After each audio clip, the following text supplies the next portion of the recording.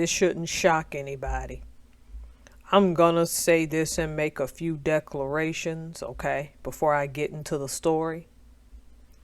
COVID-19 is a real thing, and some people really did die from complications as a result of that. Sorry, I used the D word. It would be weird to just say unalive in this point. They may flag this video, man. So some people really did go into the afterlife as a result of this. So I'm not going to downplay the fact that there are issues concerning COVID-19. What I'm also going to say from my perspective is at the time that the vaccine came out, I made the choice to never take any and almost lost my job and was okay with that decision. We've got to learn to live with this thing and accept the fact that it's just here, that it's no different than influenza 100 years ago. I think less people are going to perish now, but we need to start accepting that this thing is here and stop locking down constantly as a result of it, because at this point we're instilling fear in people, and there should be no fear. Okay.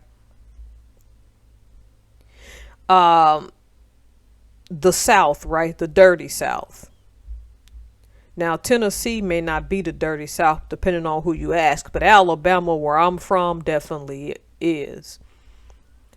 What those two states have in common is that they're now starting to lock down again for a certain amount of days at a time until they disinfect schools. It depends on districts, because high levels of COVID are going around and teachers are starting to catch it. So, I don't have children, but some of my listeners do. What do you all think about this? Because now they're saying Michigan and New Jersey might be a little bit worried about this as well. So I suspect this is going to spread all over the place. It would be unrealistic to lock everything back down, in my opinion. But we have to have some noted failures with these vaccines and things. No vaccine can guarantee anything, because some people took that vaccine and still passed away. There is no one size fits all for this. I just don't think that locking children down and making them miss graduations and things again is the solution to this. That was a time period that to me has gone away now.